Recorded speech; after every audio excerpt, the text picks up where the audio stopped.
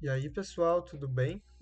Hoje a gente vai estar resolvendo então uma questão da URGS que foi cobrada no vestibular de 2023, que vai tratar de alguns conceitos de geometria básicos aí, no ensino fundamental e médio. Dando uma pausa nos conteúdos da graduação, então vamos resolver este problema. Na figura abaixo, há 3 círculos tangentes externamente, com os centros colineares, ou seja, eles se encostam, né, aqui. As semirretas R e S têm origem no centro O do primeiro círculo e são tangentes aos outros 2 círculos, como mostra a figura abaixo, certo? O que ele quer dizer é que ela vai ter um ponto de tangência aqui, um ponto de interseção com todos esses círculos, né? No caso seria aqui, mais ou menos.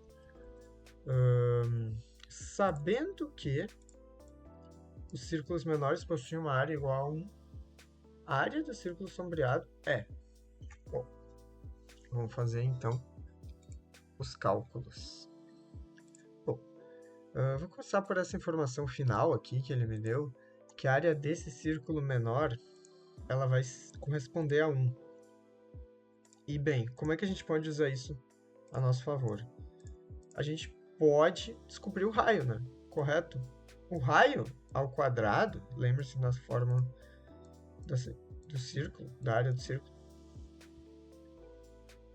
vezes o π vai ser igual à área. Essa é a fórmula da circunferência. Portanto, podemos isolar o raio passando do π, dividindo os dois lados por π e tirando a raiz dos dois lados também. A gente vai ter, portanto, que o raio menor vai valer 1 sobre raiz, 1 sobre a raiz de 1 sobre π, perdão. Mas como a gente pode usar isso? Bom, aqui a gente obteve algumas informações sobre o desenho aqui, ali do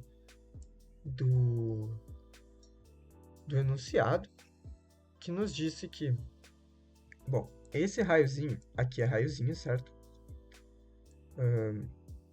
É um ponto de tangência. Opa, sei lá como é que eu fiz isso. Aqui a gente vai ter outro ponto de tangência entre a circunferência, certo? Aqui a gente vai ter um ponto de tangência correto, aqui um ponto de tangência correto, ponto de tangência correto, ponto de tangência correto. O que acontece, galera? Existe algo muito importante que você tem que saber sobre círculos e pontos de tangência.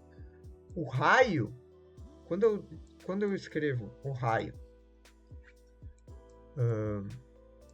sempre vai formar um ângulo de 90 graus com esse ponto de tangência. Sempre. Tá? Sempre. Sempre vai estar nessa configuração aqui. Tanto no menor quanto no maior. Aqui também. Como que a gente pode usar isso a nossa vantagem? Bem, se a gente reparar bem, esse ângulo aqui é comum aos dois triângulos. E ambos têm um ângulo de 90, certo? Aqui e aqui. Que a gente viu agora, para esse teorema que eu falei. Bem, um ângulo reto. A gente precisa do complemento desse ângulo, porque o complemento de um ângulo é aquele ângulo cuja soma com o outro ângulo vai dar 90, certo? A gente precisa desse ângulo aqui para dar 90. Só que aqui é a mesma situação, porque eu preciso do mesmo ângulo, porque eu tenho este ângulo comum, então eu preciso do mesmo ângulo para dar os mesmos 90. Então, o que a gente tira daqui? Os triângulos são semelhantes, porque eles só são semelhantes se todos os ângulos forem iguais. Eu consegui provar que os ângulos são iguais, a gente pode aplicar o teorema da semelhança dos triângulos. Então vamos desenhar aqui, mais ou menos, né, meio no repique, os dois triângulos.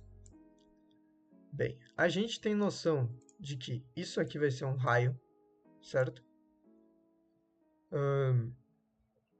Essa distância, ó, vamos perceber aqui. Aqui nós temos, na verdade, nós temos 3 raiozinhos. Porque aqui eu tenho 2, que seria o diâmetro, mais um do primeiro círculo. Aqui eu tenho um raio grande, certo? Então, o que eu posso falar dessa hipotenusa aqui? Vai ser raio, essa parte aqui, né, dela, essa fração dela, mais 3R, certo? Isso vai ser a nossa hipotenusa. Bom, mas a gente não vai querer isso. Vamos fazer assim. Vamos fazer uma análise somente do triângulo menor. Aqui embaixo a gente não vai precisar da informação, mas as informações do triângulo maior elas estão aí. A gente precisa descobrir a área dele e para isso a gente precisa descobrir o raio, certo? Bom, vamos fazer assim. Vamos analisar as informações agora que a gente obtém do triângulo menor. O triângulo menor ele é semelhante, certo? Então ele tem os mesmos ângulos. Só que a hipotenusa, ó, vejamos aqui. Qual é a hipotenusa? Tem que ser no olhômetro. Mas, bem, aqui a gente reparte um raiozinho e aqui outro raiozinho. Então seria raiozinho mais um raiozinho. Esquece isso aqui. Então a hipotenusa seria igual a 2R. A gente tem o valor de R, certo? O que nos leva a crer que a gente pode aplicar com sucesso o teorema. Basta, claro, observarmos a altura. A altura também vai ser R, né? E a altura, por fim, Rzinho também. Então, a gente pode aplicar a nossa razão aqui. Vamos lá? A gente tem que colocar o lado de um triângulo dividido pelo lado correspondente no outro triângulo. Então vamos lá. Vamos lá, pessoal. Eu também acho essa abordagem aqui um pouco mais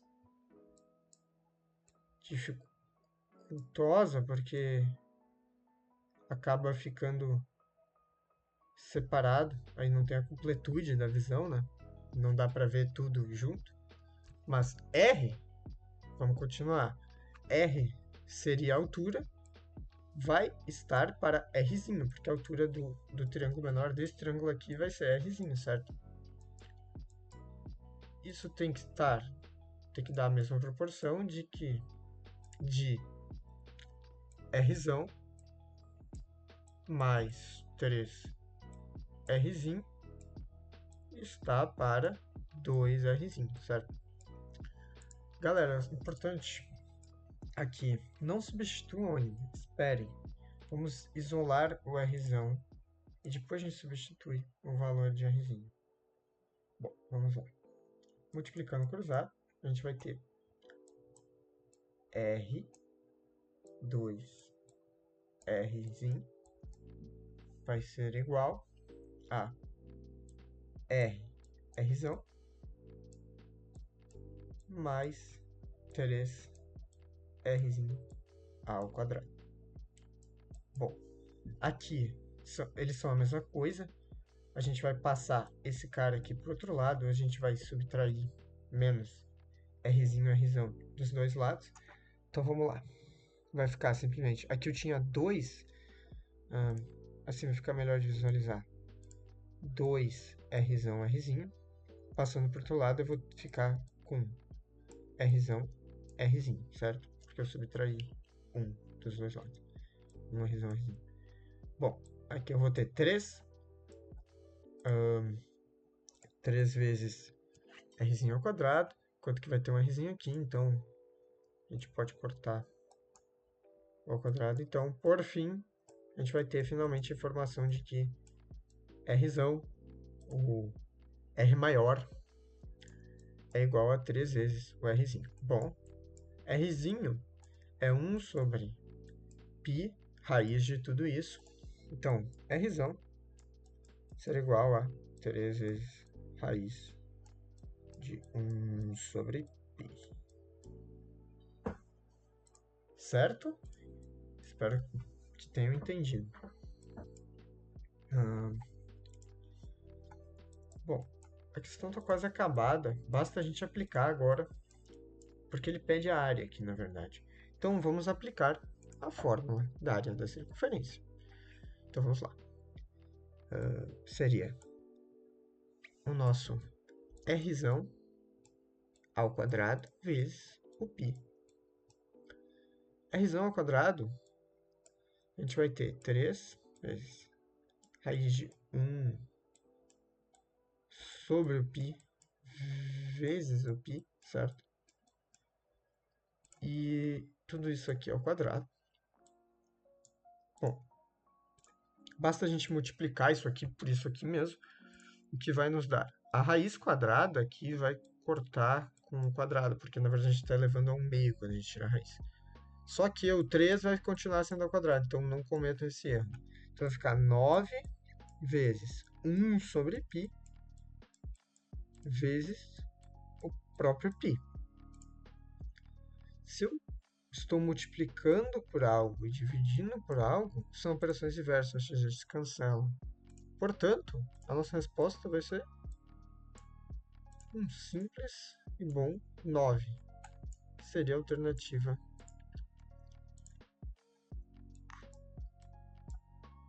Certo?